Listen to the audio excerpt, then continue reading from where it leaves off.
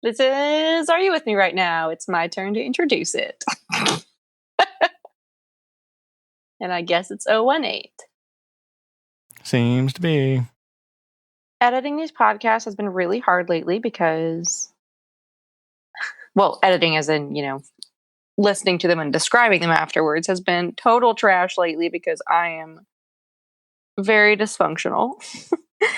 And I'm totally not trying to run you over or like TED Talk you every time we have a podcast. So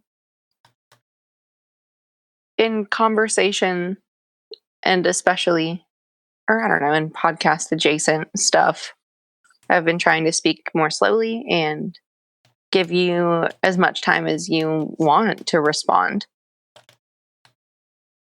Because that's what I would want in conversation and what I do hope for and expect, really. So that was distressing. I felt like a piece of shit for a couple days, but I think it was good to hear that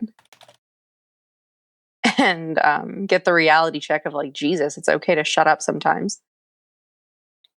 And I had therapy today. And I guess going along with that, my therapist and I talked about not every uncomfortable moment in a conversation or a relationship has to be like this make or break hill that I have to die on. Not every interaction decides that like, oh, this is how we're going to interact from now on. It tends to feel to me, or I tend to think, that anytime that I, feel like I'm being silenced or criticized, if I let it slide, then it sets a precedent for me to be hurt, like moving forward. And that's just how we'll interact. And that's not you. It's not a you thing at all. But I've been realizing how defiant I am of like reality checks of times when I am wrong. And how like, no, fuck you, I'm not wrong. Just because I've been told that I'm wrong and stupid and, crazy for a long time. So when I feel like I'm told that I'm wrong, then I fight it really hard. So maladaptive coping skills are being examined, which is always good. It feels campy asking this now because my therapist keeps telling me to ask you this, but like, how can I help? That's not campy at all. You can ask that as much as you want. I know, I realize that, but you know what I mean? Yes, and you asked it yesterday when I was having like a meltdown because of how overwhelming my 2 jobs and full load of master's courses are. I didn't actually have a meltdown, but I was very stressed. And I appreciated that you asked, even though I didn't have an answer.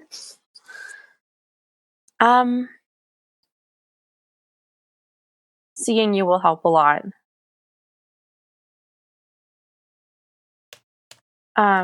Being told to wear my collar tonight would help a lot. And you tell me all the time that you're proud of me, but that's always a helpful thing. So there are your 3. Well, how do I help you like in the moment that like when, like if it starts happening during the podcast, I mean, what am I supposed to do? Wait, I'm sorry if what happens? I guess if you start having feelings, I guess. I mean. Oh, I misunderstood the question. I'm sorry. Yeah, I mean, for this sort of specific ordeal, I mean, I guess it seems easy to just kind of separate for, even a minute or 2. I was going to say that is really helpful. In past relationships, dysfunctional as they have been, it really helps me if I just step away. Like if I were having an argument, I would leave the room for like 5 minutes, go cry, and then come back. Because I have to get all of those feelings out. And talking through them is not productive, as we're very aware. So removing myself from the call just for 5 minutes is a good estimate. To go just have the feelings and somewhere that you don't need to like listen to me cry, because that's hard to hear. I know there's a lot of blame wrapped up in tears too, or it can feel that way. I think in the moment, if I'm feeling that I'm like freaking out about something, or I'm going to, and this might be problematic in itself, but I'll just say, I need a minute. Like if I'm hurt, I need a couple minutes. I'll be right back. And then I can tell you what was happening and we'll move on. It shouldn't be an issue after a couple minutes. It's really the intensity of a feeling in the first like 30 seconds that snowballs into like, what the fuck are we talking about? Yeah. And I can't see it while it's happening. Okay. So that might be the thing to try. Okay. And 'Cause I maybe, can. sorry. No, you're fine. Go. You go ahead. I was going to say, like, I know that I can speak rationally. Like, I can. I just need to get that stuff out of the way first. Like, I've had experience with my most recent ex where, like, we would talk about things just fine after I went into a different room and cried about it. And then just like, okay, I'm good. Your turn. Sorry. Sorry, I don't remember. It's fine. Hey, maybe I just need to be more like steadfast in. Sorry to bring up this comparison, I guess, but in past relationships, I've been a lot more just steadfast and unapologetic when something like that happens.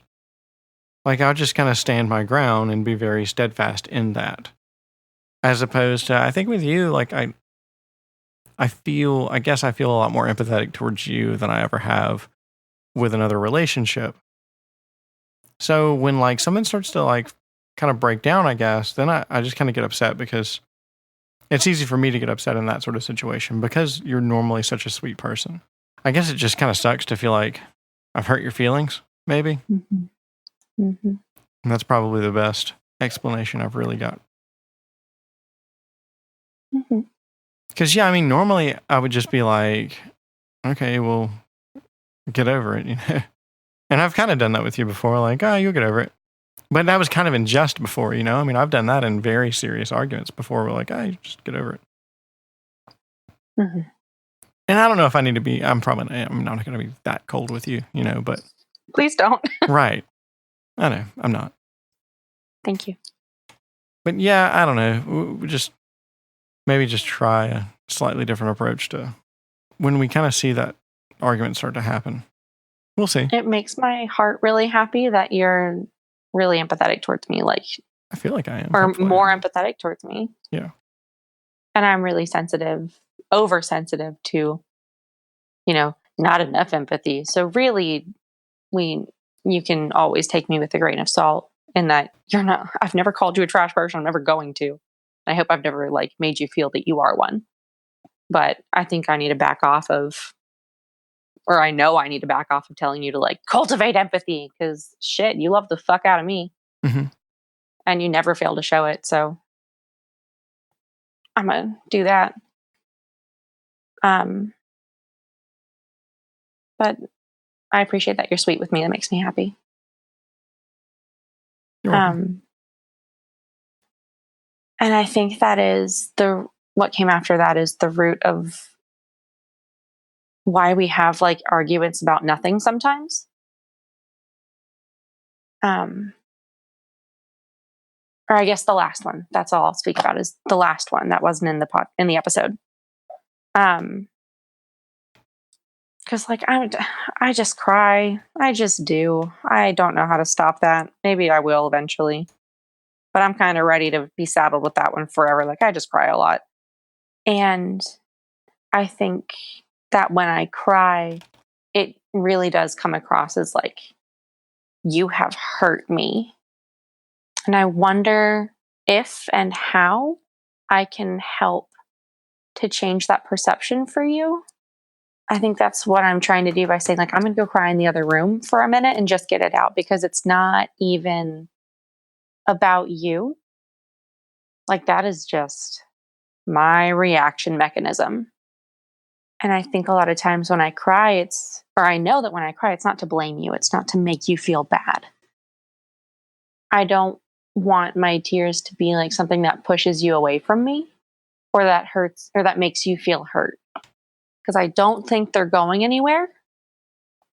So I want to see if I can make moves to like change how they act as a tool in our conversations. So that it's not like a you should feel ashamed of what you just said to me.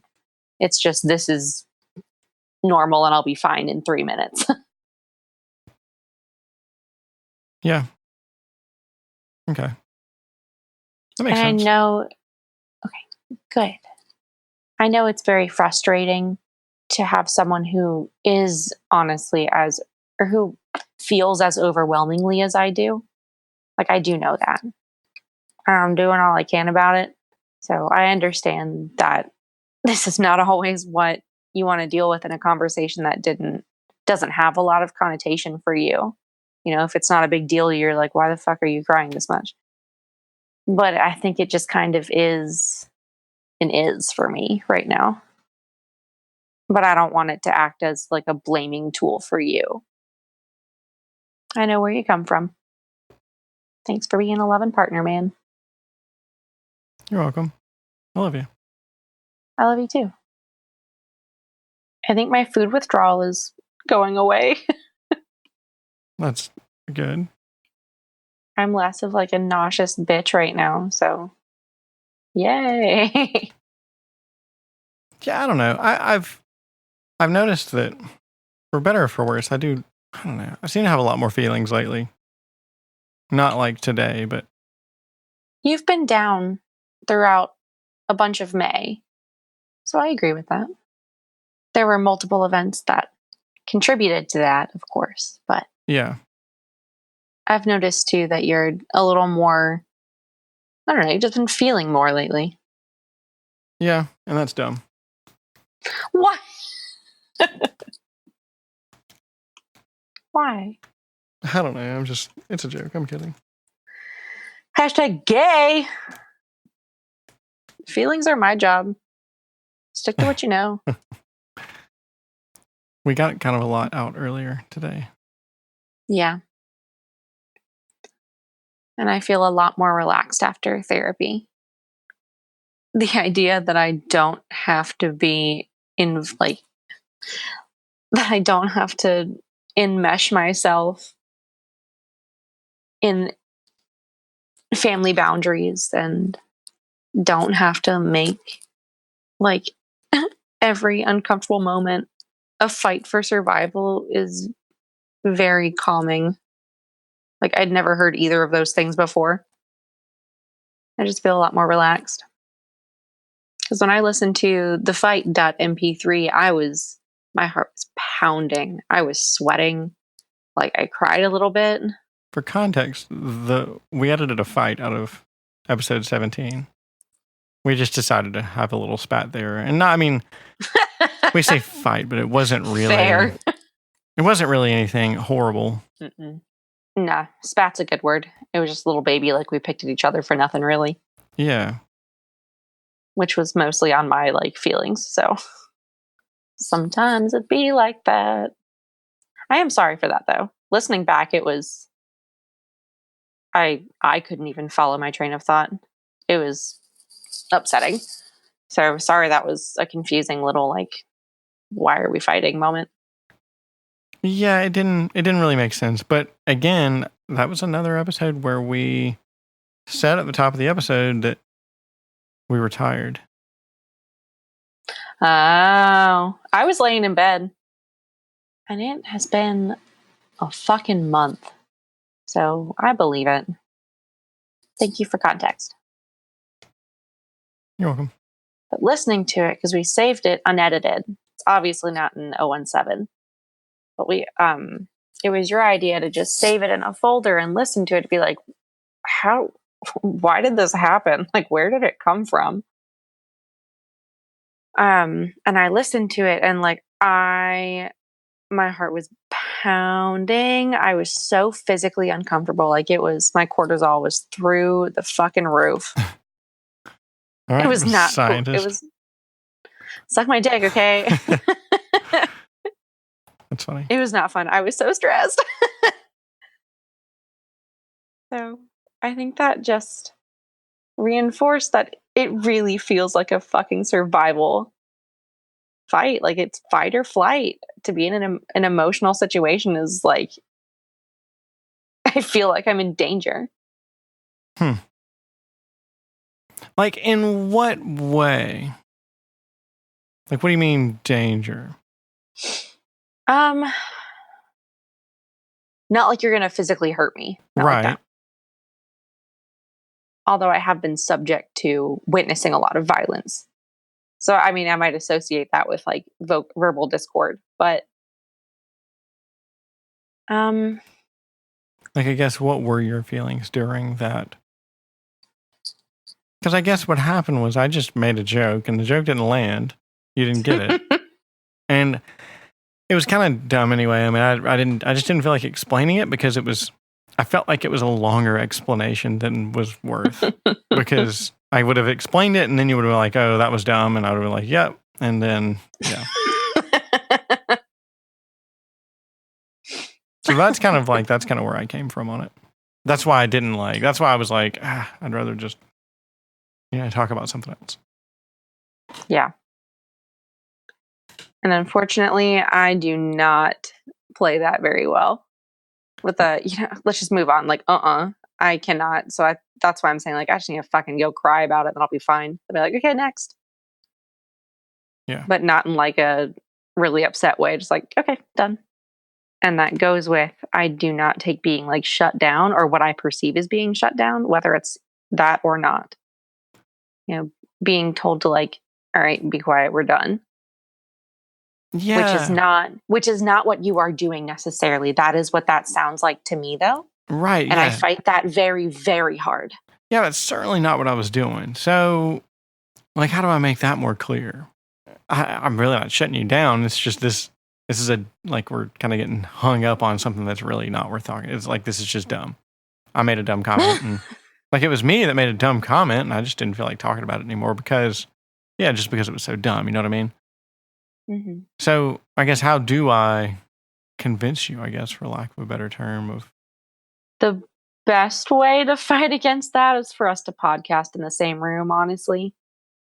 There's more to that, but it's kind of like the texting syndrome where you can't, it's like impossible to convey feelings over text kind of thing. Yes. And there's no body language or facial expression. And we're like focused on each other when we're in the same room. So yeah, it's podcasting in the same room, preferably with a drink in my hand, is the most universal way to make that, I think, protected against. But while we are on the phone, because that is the majority of our recording time, I don't know. I would say, make it clear that you're saying, like, if you say it's dumb, I'd say make it clear, like, my comment was dumb. You are not being dumb. But you said that last time.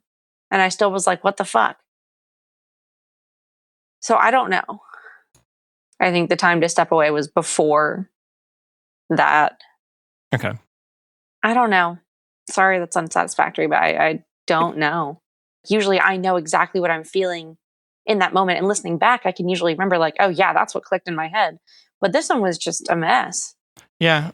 And trying to explain, like, to my therapist, like, what started it, what was going on. I was kind of at a loss even, like. I didn't get far with it with mine either, honestly. So I think that one was a weird one. But let's try me like stepping away, which is, I guess, the same as doing a worksheet, just taking a fucking breather when I'm having a stupid ass feeling and don't need to be like talking out my ass about it in that second. Because it will pass. If you give me 2 to 5 minutes, like, it will go away. And I will be rational again after that. Yeah. Again, I hate this feels like a situation where, like, I mean, it almost feels like we're just saying that you're to blame for this kind of thing, Oh, oof. I mean, if you don't feel that way, I guess that's fine. But to me, it seems like this is something that you need to fix and not me. I mean, I'm party to it as well, of course, but like, yeah, am I making sense? Yes. Am I correct? I mean, I thought about that a minute ago when I was saying, like, sorry for having so many feelings or something. Like, I'm always apologizing for myself. right. And now there's like, I've got BPD. So there's an actual thing that I should probably be apologizing for. But I think this one's just me. I think in this specific one, this is just me because I can't even stand behind what I picked the fight about. Like, I guess I get it. Like, I have a lot of feelings. I was tired and I probably didn't feel super close to you in that moment. Yeah. And we were talking about your ex-wife, which she and I very, like, obviously both feel kind of threatened by each other. So it probably just wasn't, I was like a little riled up about the situation. And, she doesn't like me right now, or she doesn't like something I said. So I was like on defense about that too. I know that came after, but like talking about her and really like inserting myself in that past that family boundary because she's not a person that I have a relationship with or need to have a relationship with. I think that was just stressful to me. And that's what my therapist dude and I talked about today was like, I don't have to triangulate myself. And that's what I'm doing. I don't need to place myself as a third point in that relationship. Like that is not my place. We're not even married. I'm your girlfriend. And I don't think that's a BPD thing necessarily. I mean, that seems to be just a natural response, maybe. It probably is, but that is definitely a replication of my family boundaries where they didn't exist. And if anything was happening in or around the family, every single person had to know, be a part of it, and feel like they could change it. And it is just simply not my place to be challenging your ex-wife or challenging, excuse me, the mother of the child, because she's definitely not like your partner. Right. But she is the mother of that child. And I love the shit out of your kid, but she is not I didn't push her out, and I will never be her mom. When I'm her stepmom, that's I get a little raise in the equation, but she's got a mom. Yeah. And I think I just need to kind of lay back and not insert myself in some of that. I don't need to be giving my opinion on how I think she's parenting or how you talk to her and how she talks to you. Like, shit, it's not my business. You can run your own relationship, and I know, and I need to trust you with that and let you make your choices. You are perfectly capable of running your life. So I don't need to do it or feel that I should do it for you, Yeah. That's important. And I guess it's really important that it's kind of something that you've come to yourself. Yes. Thank you to my therapist. Yeah. And that's also kind of relevant, I guess, is that I was going to make this point last week, I think, or last podcast, was that I don't want you to feel like you have to fix me. I don't really think that's what you're doing. But when I cry and it makes you feel like you've really hurt me, oh, last week you thanked me for pointing out. I was I could see how your ex-wife might have been ouch, at the text you sent her, which that was unsolicited advice. And I get that, I don't need to be doing that. But you thanked me. You're genuinely, thank you for pointing that out. I was don't thank me. Stop saying that. Was this in the podcast? I think so. What was it about? Sorry. It was it might not have been in the podcast, but I think it was the fight then, I guess, where you thanked me. And I was stop thanking me. Don't tell me thank you for telling you what to do, basically. I don't know. I think I don't want you to feel like you owe me because I have problems, or you have to placate me, or that you have to fix me because and that comes down to a trust in myself. I can and I will fix my problems. I can and do work really hard on these things. I don't want it to be something that you feel that, oh, yeah, you don't need to like change things about yourself, or like that you have to, change your behavior to fix me, I guess.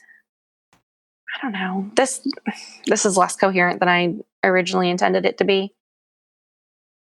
Sometimes But I it's feel like that. just like, yeah, for real. But just, I don't know. I'm thinking about self-ownership and, Well, I can fix myself. to dip back a little bit, my therapist did say something about, she mentioned something about that. She, I guess, she claims that I'm a fixer. That Hey. Well, and I mean, with most things, I am. Like, if I see a problem, I mean, and that's, to me, I think that's one of my real, like, skills is troubleshooting. So it makes sense that, yeah, if I see a problem and I see a fix for a problem, I'm going to try and fix that problem. But yeah, and that's kind of when she gave me the notion that, I don't know, I guess like fixing people isn't, I don't remember exactly what she said about it, Mm-hmm. Mm-hmm. I don't listen to her, I'm just Why kidding. would you? You only pay her $70. Yeah. No, but I think it was more, she was just kind of making me aware that was something that I was doing. That I kind of do a fixer kind of thing. There it is. And to just listen to you more instead of trying to help all the time. But I mean, like, I don't know, I want to help, I want to. But I agree that you and I are having some sort of weird clash kind of thing lately. So I agree that something needs to be done about the way that we interact. On a fairly minor level. For the most part, you and I are doing very, very well, I think. We're both busy. We're both fairly stressed. I'm in a spot right now where I can chill, so that's good. But overall, I mean, that's kind of how our demeanor is lately. So we've just got to be careful not to take that out on one another. Mm-hmm. See, when we first started dating, you were like, when I fight, I'm just like, I love you. And shut up. That's not how you fight, by the way. What? Crazy. I had no idea. It's almost like I lie to myself a lot. Ridiculous. I don't think that's connected to BPD either. Only joking. Only joking. Oof.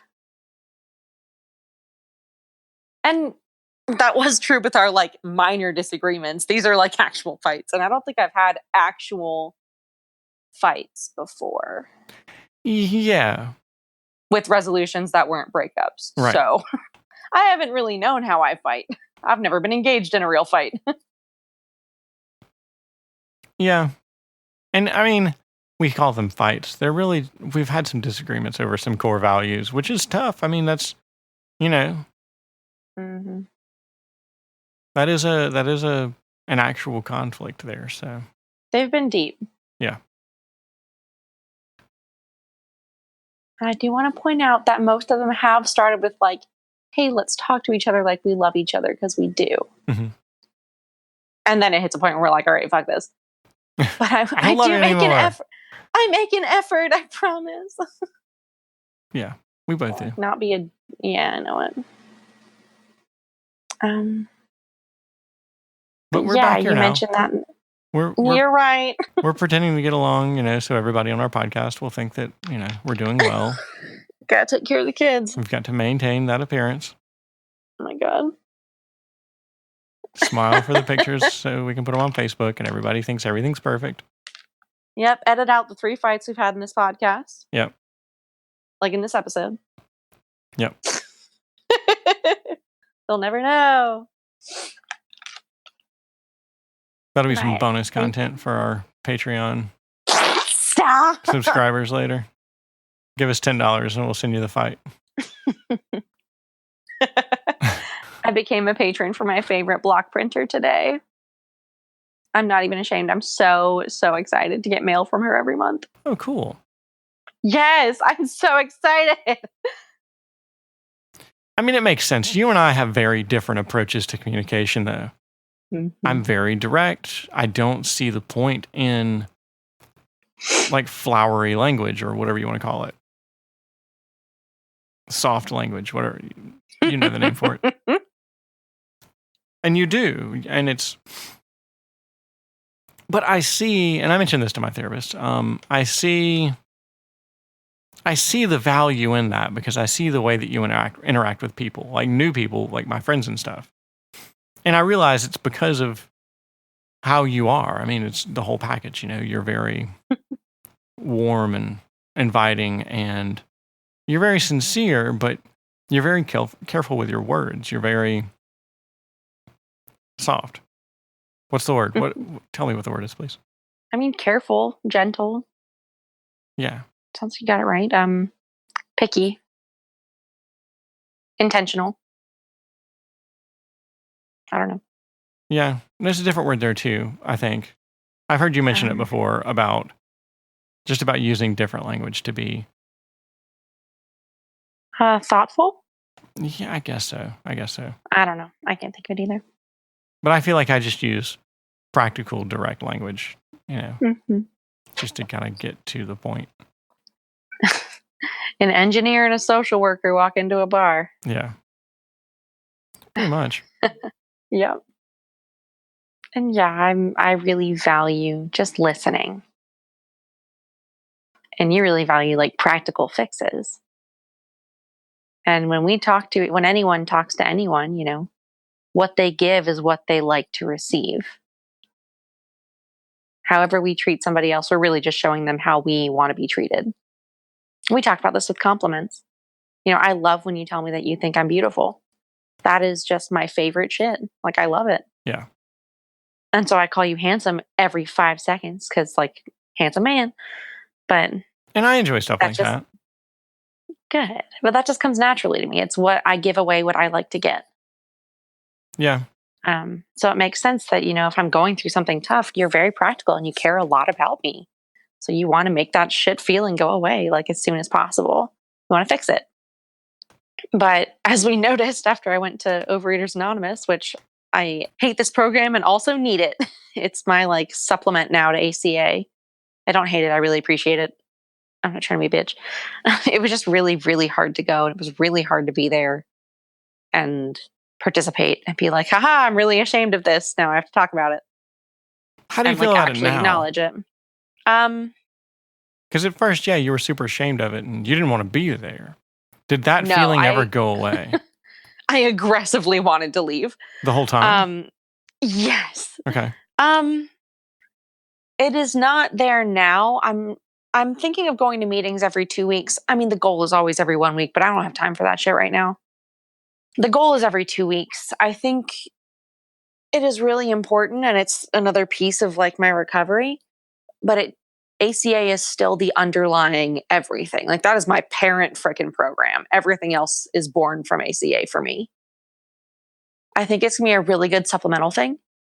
And it's already helping me. Like I've been a cranky, nauseous lady because I've been like, LOL, detoxing, withdrawing from like compulsive eating for the last 2 days. And I hate this. I've had a headache for 2.5 days and I'm like mad about everything. Or I'm just very pessimistic right now. I mean, I'll be fine, but I think it's just, I'm still very ashamed of it. And I'm also really sorry I like raised my voice at you. That was a spot I didn't expect to be that sore. What happened there? Yeah. Huh. I raised my voice. You did. In a very rare experience. I was kind of playful about it. I didn't understand that it was this big of a deal, but yeah, you were talking about your eating disorder and I was just trying to get you to describe or define it. And, I mean, almost, you know, not because I don't believe you, but just because I want to, you know, I want to have some sort of context and I want to be able to give you some sort of context, maybe. You know, I just want to see what you're actually talking about here in real terms instead of just something vague. Yes. And it is a big deal to me Yeah. because it is like how we talked about it. It is so obviously abnormal to me, but like I can't, I'm okay. Well, So so you were asking, so I would tell you that I would come home from school in like middle and high school and I would hoard food. Like I'd get food out of the pantry, fucking binge on it, and then hide the wrappers in the trash can. My mom would come home, dig through the trash, find the wrappers, and then berate me or like call me fat, basically. Be like, what are you doing? Like she would belittle me for binging and I didn't know why the fuck I was doing it. But that was just like I was compelled to eat. And you were like, well, everybody does that. You know, teenagers come home from school, you're growing, you eat stuff. I'm like, it wasn't like a bowl of cereal. Like I would eat a lot of shit. yeah, Not like I like it would basically just be an extra meal, yeah, but not like, the meal I eat today that was like healthy and well portioned. It was just like binging on food. and I And kind of got. you were sorry, go. I feel like I got kind of like I got pushy on asking like what it was. I was just being playful. I didn't realize you were getting upset. I didn't see it. And then you raised your voice at me, and it's fine. I mean, I deserved it. It was you didn't hurt my feelings. I understood. I understood then how big of a deal it really was. So it's fine that happened. I mean, Okay. yeah, you didn't hurt me by raising your voice at me. Trust me, I've had voices raised at me plenty of times. Not by me though. You Well, were no, very, but very surprised. I was. Yeah, it was surprising. It was different. Yeah. But you weren't mean. It was very defensive. Yeah, you were pressing me on exactly how much I would eat. I said stop, and it came out about 20 decibels louder than that. It was stop. Yeah. Like back the fuck off. I didn't say that, but I was like back off. Yeah. Like it was like you just poked me really hard in like a very, very soft spot. Mm-hmm. And I didn't realize that until I realized how loud that I'd said it. Like fuck. Same. I think the road to admitting, I mean, I've admitted it, but being able to say those things means separating them from who I am as a person and giving myself a break for having compulsions that were taught to me. It doesn't make me less than my brother because he used meth and I somehow found food or I easily found food. It's not like that makes me more pathetic just because I got a different dopamine rush. A food addiction feels very pathetic to me, or like a, compulsive eating. It could have easily been anything. And it has been multiple things, but food just feels very deeply pathetic to me. Probably because I associate it with my dad and his compulsive eating disorders. Yeah, Or that makes compulsive sense. eating behaviors. Mm-hmm. And I've always found I've always found my dad very repulsive. Probably because of the ways that he touches me that I don't like. And, he's always been like overweight and unattractive and never ever respected my physical boundaries. Like I've always been uncomfortable with him. So I think I find that behavior really repulsive in myself because I associate it so strongly with what my dad looks and acts like. So that's why. I get it. I wasn't hurt. I love you. I love you too. I'm really glad you weren't. Thank you. So that's the status update on OA, and that I am moving closer to not like burrowing into that shit and just trying to admit that it happened and that it's not condemnation. Yeah, I'm proud of you. I mean, I'm certainly, and I talked about this with my therapist too, and I don't think we got very far on this one either. I kind of had a weird session. It wasn't bad, but I felt like, I don't know if a lot really got done. It did. An hour is not that long. Yeah, it's not. An hour once a month. Yeah, and mine was jumbled too. It wasn't even enough, and I see him once a week. So yeah, my question, to her was kind of like, where do I step there? Because that's really, I don't want to encourage you too much because I don't want to give you this impression that I find you unattractive because surely I don't. But I want to encourage you because this is an endeavor that you're on. It's just it's a really touchy subject. Like weight and women are like a booby trap, It's like a bear trap. But not the fun kind. how do I kind of tiptoe around helping you through something like weight loss? God, I hate giving you the feeling you have to tiptoe around me. I hate being that fragile. Fuck this. This isn't personal or specific even. This would be with any person almost. Oh, just women in weight in general? Yeah. I mean, men too, anybody. Mm. It's something that is kind of shameful like weight gain and trying to lose weight. And there's some shame in that too. So yeah, I mean, this isn't like I'm trying to tiptoe around your feelings specifically. I mean, this is kind of like a social norm almost. And that was the source of my like, stop asking the other day too, is you're like, or there was a lot of, we'll just stop eating as much. I'm like, I literally, like, I've tried that. I can't. Right. I mean, I can, but, Right. It's like, oh, I'd never thought of that. Yeah, it's a lot of norms of just like, well, why don't you just be less fat? Just do it. Just I'm trying. I'm trying, Shia LaBeouf. I think that's your problem. You haven't watched that video enough. When's the last time you watched the Just Do It video? Oh, it's been years. Come on, tell me. Tell me when the last time you watched it was. I was fat then too. Stop.